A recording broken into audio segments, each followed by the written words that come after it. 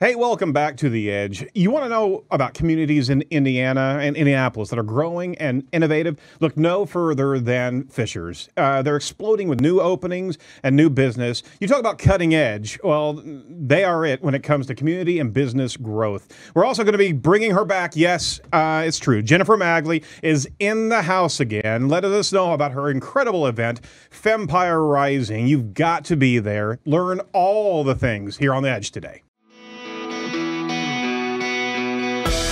Your audio and video source featuring Indianapolis tech trends, marketing industry champions, and business innovation.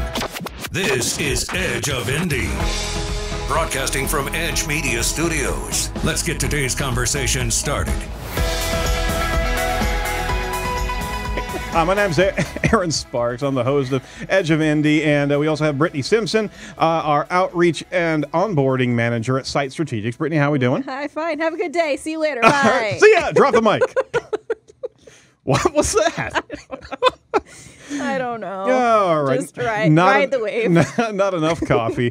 Hey, let me tell you what Edge of Indy is all about. Edge of Indy is about focusing on local Indianapolis entrepreneurs and innovators, movers and shakers. We also focus on the people and organizations out there that are helping make Indianapolis a growing and thriving city and a great place to live and visit and work. That's what Edge of Indy is all about. So we're always happy to talk about local community, and we ask our listeners to choose local and choose local often. So I would like to introduce to you Mayor Scott Fadness, Mayor of Fishers. Thanks for coming on board. Well, thanks for having me, guys. You didn't know how short that show was going to be. Oh my gosh, that was the best interview I've ever done.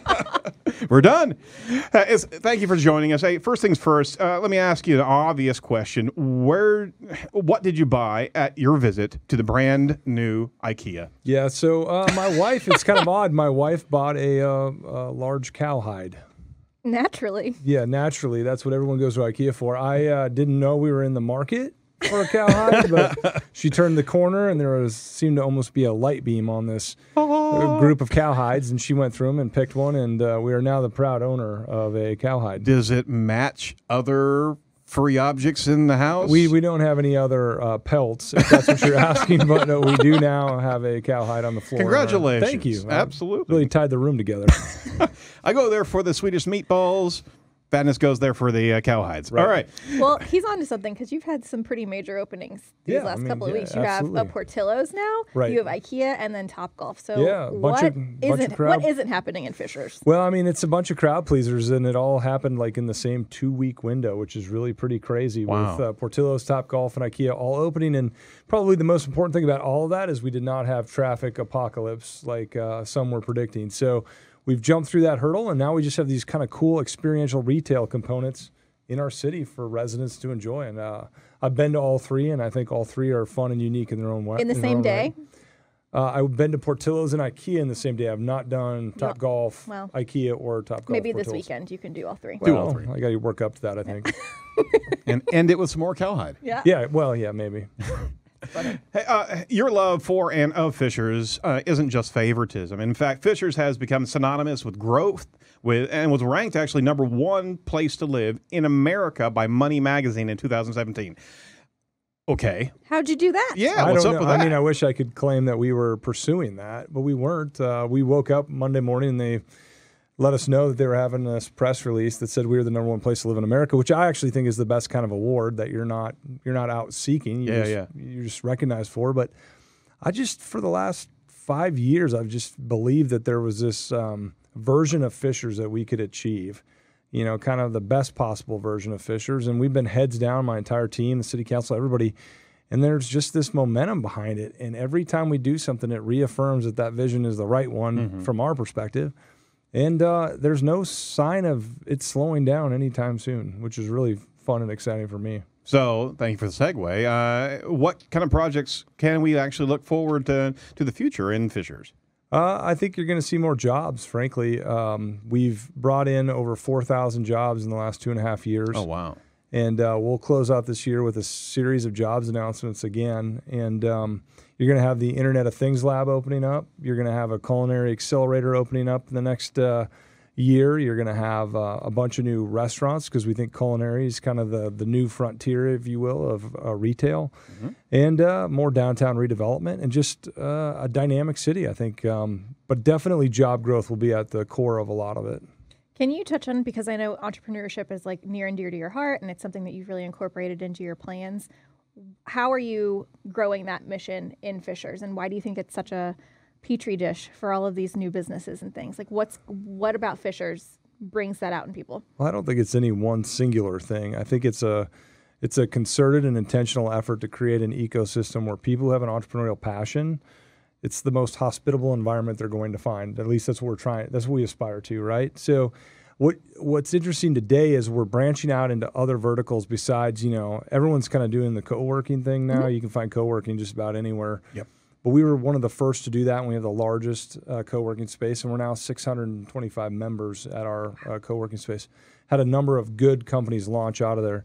But now we're branching out into different verticals like Internet of Things. So we're opening the first facility in Indiana that's an IoT lab. It's going to be roughly 30,000 square feet, and it's almost filled up before we even open it up, with great companies that are in that space. And then move on to culinary. We're going to have this restaurant accelerator where we're going to do similar things. We're going to groom the next generation of culinary talent in an environment that's kind of second to none.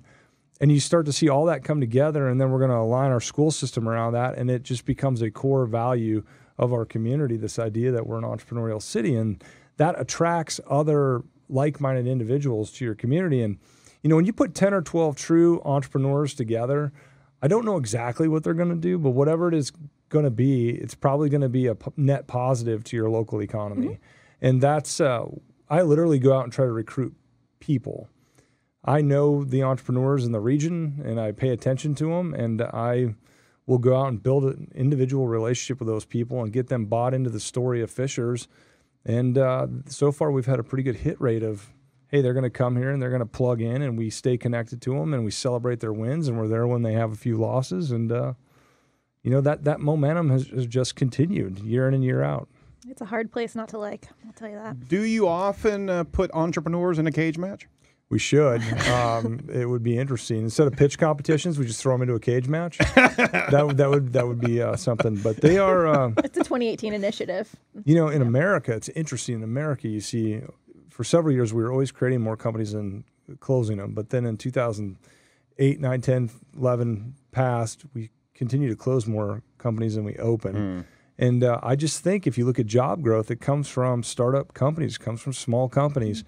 And we're all obsessed with chasing the whales. I mean, clearly I've been involved in this Amazon thing and others.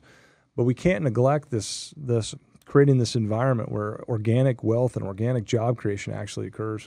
But at the same time, businesses closing cannot be used as a metric of failure anymore, because the low threshold of business startups are having the co-work environments right there. There's an incubation status, and it's good to fail and fail quickly if you're going to do something, right? Well, I think that in itself should not be the metrics of success or failure. It's are we having perpetual innovation and, that new creation that substitutes for or supplements when you have those fail. But we've had companies that have failed, and the next day they're back at launch Fishers, integrated into the overall ecosystem, looking for new jobs and the next idea.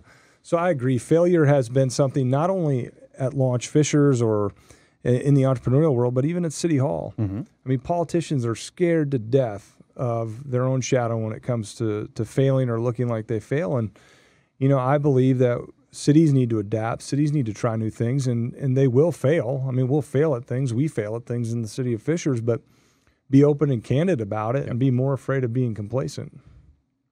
Speaking of entrepreneurs and innovation, Steve Case was here, best known as the co-founder and former chief executive officer and chairman of American Online. He was actually recently in Indianapolis for his part of Rise of the Rest. So can you share some of those thoughts about his visit and what it means to be innovative in Indiana? So a couple things. I think mainly it was just reaffirming. I remember the breakfast where they had Steve Case talk, and then they had a group of Indianapolis leaders in the tech and entrepreneurial sectors speak, and at different points you almost wanted to yell out amen. I mean, we were all kind of in the same belief that we can move a region forward. And what was great is Steve having the breadth and knowledge and experience that he has to come in and see this and go, yeah, you guys you're on track. You're doing something here. There's a there, if you will. That was really reaffirming that we're headed in the right direction, that there's a passion and a momentum behind not just Fishers, but our entire region. And that was really energizing. That day was pretty cool. No, it was, and we were happy to be part of it. Yeah. Pardon me. He's getting choked up talking about it. Yes, Clem, talk amongst yourselves. Now, but I mean, you were there, and you represent a different type of dare I say it, politician. Okay, I mean, you are a mayor, right? And I am a politician by job description. Yes, that is correct. we all have to, You got to own up to it. Yeah. First thing, I am what I am. Self-awareness is key. But the thing is, you represent a different type of politician. You are plugged in to what's happening on the ground level with innovation and new business. You're not governing from afar. You're not governing from a political party standpoint. You're growing the community, right? Yeah. How do you lead that? How do you demonstrate that to different city officials and different leaders across the country? How do you start that type of brush fire? You just put your head down and be as successful as you possibly can in that, and other people will start to pay attention. And I think it's a strong dose of humility. Mm-hmm. You don't want to be arrogant about the successes you had. Instead, you want to be a leader amongst your peers. Right. And I think more and more people are gravitating towards individuals who are, this is going to sound like jargony, but dogmatically pragmatic. Like I did not grow up dreaming about being a politician. In fact, where I grew up, being a politician or a lawyer were not known as noble professions. And they are now. Yeah. I've not had an aspiration to be in politics. It just happened to me, right? It was just a set of circumstances.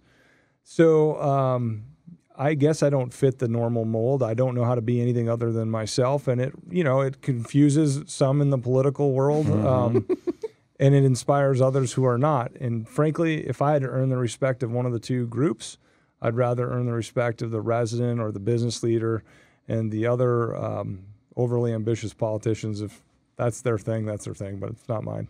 But we are seeing, and that's well said, because you don't want to go in there with that type of hubris, obviously. Right. But you do find yourself, Mayor Fadness, in a space to actually lead other mayors and other community organizers, and there's a groundswell starting to happen now of what it means to really lead with innovation. Yes. So have you been able to speak to groups in which they're trying to change not only the stigma of politicians, but also, just like the innovative community, the launch community is an incubator of different, New and different ideas. Is there a community, is there an environment where your thoughts can really be communicated in a kind of conference area like that? I think so. I mean, we don't have maybe we do have some sort of, conference for politicians or something. I don't know. But what I think is happening is there's a huge vocabulary gap between the tech and innovation crowd and government policy and political crowd. And what Amen. I work really hard to try to do is I want to try to help build the bridge between the two. I think neither one understands each other's world, and entrepreneurs just go, look, the more government stays out of my life, stays out of my world, and just doesn't do damage, all the better for it. Yeah. Politicians go, look, I don't get these guys. They wear skinny jeans and they talk funny and they wear T-shirts all the time. I don't get them. But they both need each other. Yep. For Indiana to be prosperous for the future, to pivot this economy the way we need to, they have to figure out how to communicate with one another and do it effectively. And so I think where I can perhaps help is I have a foot in both worlds to some degree. And so I want to help try to translate, if you will, so that we do have tech influence in the public policy sector so that we can move Indiana forward. I think that's really, really, really critical. If you start to look at some of the metrics in Indiana and some of the challenges that we're faced with, the tech community is going to play a critical role in the long-term viability of this state. No, absolutely. Fantastic thoughts there. Well, I got to ask you, what's in the future of Scott Fadness? Well, I don't know. More IKEA. More IKEA. Yeah, I'm gonna get 2 IKEAs. Yeah. Oh, good. You know, there's 45. You heard it here first. There are Breaking news. 45 communities in the country that have 1 IKEA, but nobody has 2 IKEAs. That's true. No, I don't. You know, like I said, I don't know. I don't know what the future holds for me. I won't be mayor forever. I'm 35 years old. In another 4 years, I will have put almost 20 years. In 4 or 5 years, I'll almost put 20 years into the city of Fishers, which is a long time for a millennial. And then, I think Just the attention span alone is amazing. yeah, it is quite You amazing. stop it over there. Sorry, I'm an old fogey. No, I don't really have a specific plan forward, but I will go wherever my ideas and my passions take me. That might take me into the private sector. Mm-hmm. It could keep me in Fishers, or I could go do something else in government. I just don't know. Wherever the ideas and passions take me, that's where I'll probably end up. That's probably the best answer as opposed to having any type of agenda. I mean, I have no agenda, so I really don't. Like I said, I never had a political ambition. Yep. But what I've learned through going through this process of politics is it expands your capacity to go do the things you really care about. Mm-hmm. And so for me, being mayor is nothing more than creating enough space and a conduit for me to pursue the ideas and the passion that I have for the city that I live in. And that is a true gift. It's been an incredible ride, and I enjoy it every day. And man, there's so much going on. I have such a great team around me as well. It really makes the experience really enjoyable. Do you have any advice for young entrepreneurs throughout Fishers, throughout Indy, throughout the state of Indiana? What's something that you would want to leave them with? That there is a network of people and resources available to them that are more than willing to try to help plug them into whatever their passions are. And I think those guys out in Lagodi, Indiana, that maybe have an idea, or wherever they might be in Indiana, Bern, Indiana, wherever it might be. How do we connect them to Central Indiana, where there's this huge buzz going on, right? I want those people to feel like in Indiana there is the culture and there is the ecosystem available for them to really prosper and enjoy keeping their companies right here in Indiana. Love it. hey, you're representing the best of us. Well, thank you. Absolutely. So how do we find what you're doing regularly? I'm on Twitter at Scott Fadness, and I'm also on Facebook, Scott Fadness. And, just check out Fishers. Come on up, shop at IKEA, get a cowhide. Go to Top Golf. There's going to be a rush on cowhides. Yeah, exactly. You realize that. Yeah. I think Fishers is so poised to be this really dynamic city over the next 5 to 10 years. I think we are just getting warmed up, and I think it's going to be a place that is so unique, and the culture is so entrepreneurial. It just really is fun. So I hope people come check it out. It's infectious as well, and if you're wanting to start a company, I mean, consider Fishers highly, because there's so many good mentors there as well. Yep. And good shopping. And good shopping. Right, there you go. Stick around. There's plenty of places to shop in Fishers. That's right. And there's bacon. Got to throw bacon into the mix. I'm sure there is. That's right. Sorry, it's a thing with me. It is. Every day. All right. So check out the Fishers Economic Development at Fishers econdev.com. ECON dev.com. Some of those letters, put those letters together. They're right there, but I'm having a senile moment, evidently. Thank you so much, Mayor, for being part of Edge of Indy, and we'll certainly be lifting you up from our social media. Cool. And as you're rattling the cages and making a whole different wake, we're certainly applauding you. So thanks. Thank you. Thanks for your investment. Keep up the good work. Appreciate it. You're more than welcome. All right. Speaking of innovation, we're gonna be talking to Paul Petit. He's got some interesting and innovative stories to talk about with Paul Petit going on the edge right now. Real life, real stories. Let's see what's trending in Indianapolis. This is Paul Petit on the Edge.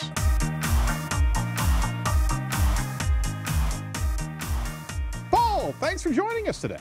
I need to adjust my settings because all I see is me right now, and I really want to see you too. Well, thank you for the consideration. That's very nice. Do you look the same? I can't see you. Do you look the same? I look Talk to me. Totally different. Actually, we're very monochromatic today. We've noticed. I see now. Yes, you're right. We've noticed that there's not a point of color except for the blue backgrounds. Yeah, and it kind of looks like we're dead a little bit. A little bit. Is this a liturgical thing? Is there a certain type of year that we're celebrating right now with these sad gray color because it's getting cooler? No, but I have a ruffle on. she's got a ruffle. Imagine if we were just talking about this on the radio a moment ago, the freedom you'd have if you didn't have to worry about clothes anymore, if you were a nudist. Okay, no. I don't know where to go with that, Paul. They just had, well, we were just talking about it. They just had this, the world's, what was it? The first, a new world's record for naked miniature golf. This isn't one of our stories because we could only talk about it on the radio. I couldn't show you it, on video. But 47 men and women in Sydney last Sunday. The young nudist of Australia had the world record for, and you want to know the percentage of men that were in this group? Oh, I can't imagine. Tell me, Paul. 198, 70% of them were guys. Oh my gosh. Okay, so Paul, you can't do that. You can't bring a story that is so loaded with puns. I mean, I've got five right now. Do you mean buns? Yes, I do. See? He's toying with me. He is toying with me. I know. I'm not toying with you. I'm just puttering around. I mean, I'm just bringing something. When you were talking about your clothes, I was thinking if you were one of those putting folks in Australia, you wouldn't even have to worry about it.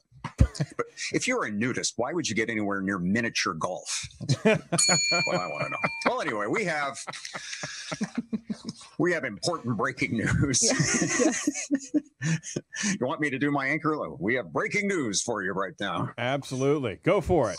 We have a man, a pathologist.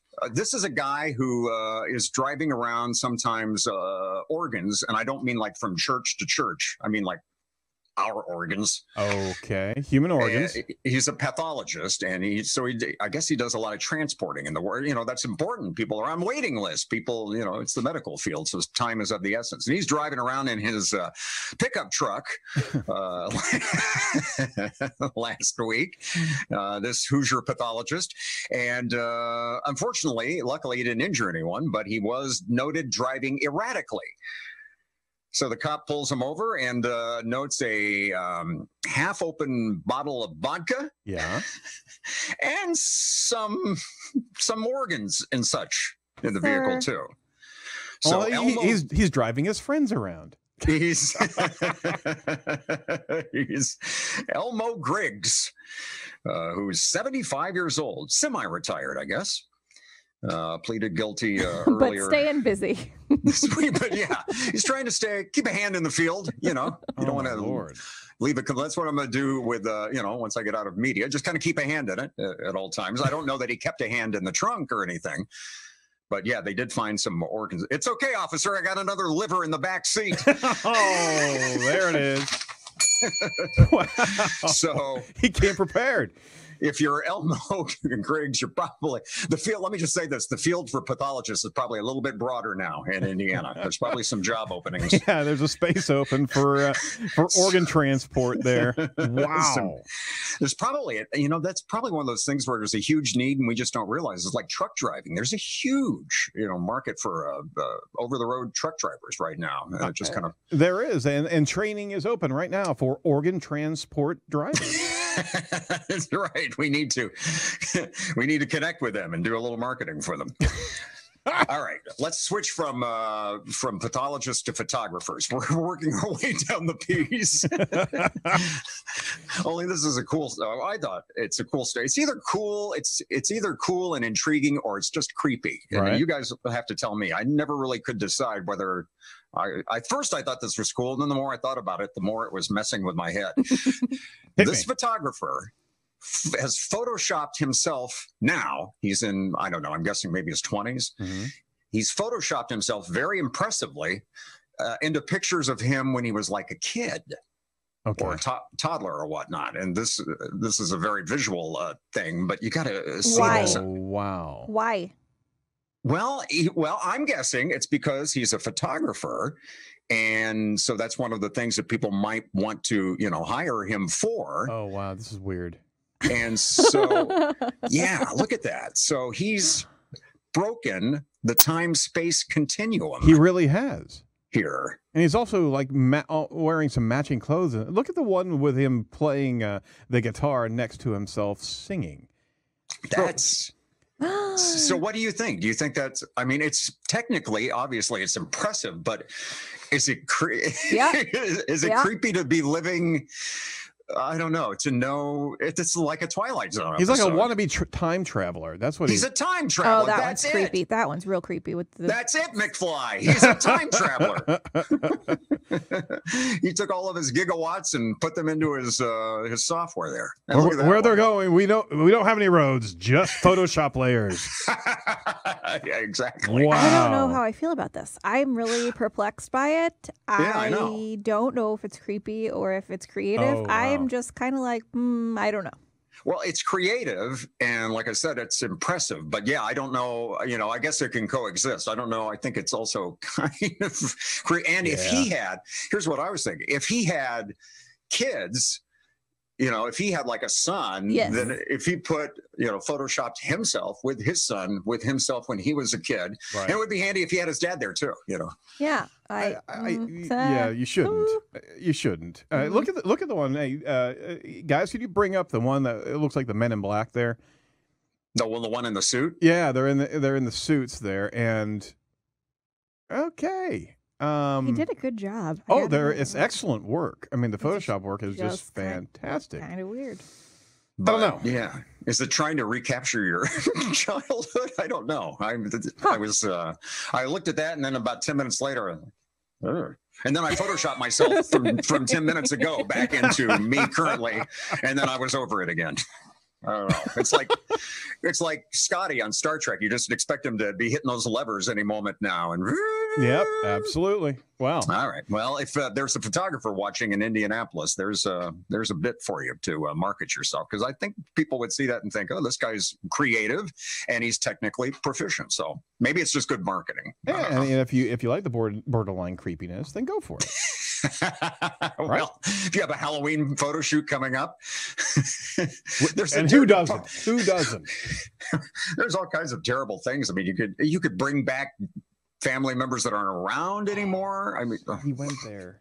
Yeah, it's okay. I've decided it's creepy. Okay, next. We've got all the votes. We've counted Pennsylvania. We're calling Pennsylvania. It's creepy. Okay.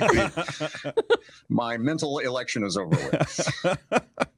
Now, speaking of elections, and they always show those big electoral maps, and I guess we've had now about 2 of these, kind of info maps. Yep. Yeah. Here in this segment. I don't know why. I guess from 3 decades of pointing to maps behind me on TV, I'm attracted to maps. But check out this one, because we found this on the Edge in the last few days, and this is a map that purports to show each state's best known brand that's headquartered in that state. See what I mean? Mm-hmm.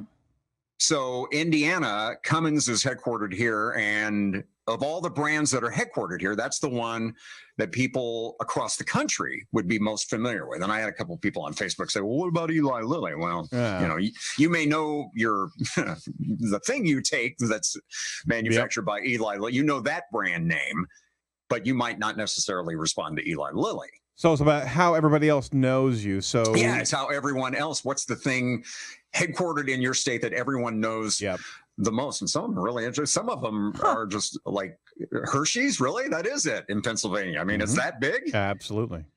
So they're headquartered in that state, and they're the best known. And it doesn't have to be the most sales anywhere. Look at Ohio. Did you realize that was the home base of Wendy's? I recognize that. Yeah, but I wouldn't have taken.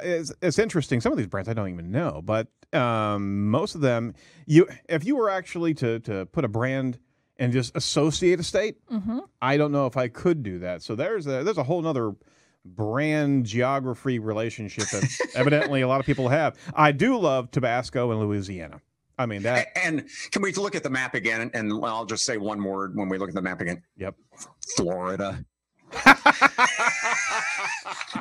It's always Florida. If you're looking for a punchline, if you're looking for something weird in a bit on the radio or on TV that you haven't discovered yet, just look to Florida. Just a little bit. Yeah. It's just some advice from somebody who's been around the block a few times. Always go to Florida. Wow. You ever catch the Florida guy? Is it the Florida guy social media that is just the weirdest, oddest stuff that's happening, and there's just all these random people in Florida that are like putting a skirt on a gator, or I mean, it's pervasive with fecal matter in that social media. I don't know why, but it's always happening around Florida. We need to be getting that on there then. And just of all the brands, of all the companies, I should say, headquartered in Florida, that's the one that's the best now. I was surprised to see AOL on there. Yeah, I know. Yeah. Are they anything other than they're just a website now, right? I mean, aren't they the manufacturers of drink coasters? No, don't get it? All the discs that they sent out over the years. You're just a little too witty for us. Hang on. I'm going down. I'm going down. I can't. Taking me down. Okay, make me feel that small. All right, no worries. No worries. Although back in the day, if you timed it out, if you didn't mind all the time on the telephone, you could have, your free internet access. Pretty much, it would be stacked. Okay, I've got this free offer, and I remember what was the one, Earthlink or something? There was another freebie. Yeah, it was Earthlink. It was Earthlink. Earthlink, yeah. Paul, thanks for trying to bail me out there. I really appreciate it. Coasters. Hang on, let me hang on. I need Jim, our engineer. Can we Photoshop me a minute and a half ago hitting the bell instead of sinking down into the chair? Thanks. Okay, thank He's you. on it. All right, this segment is gold. Wow. Well, speaking of some gold here, we'd love to hear a nice, shiny, sunny forecast what a coming week, up. huh? Oh, it's been beautiful.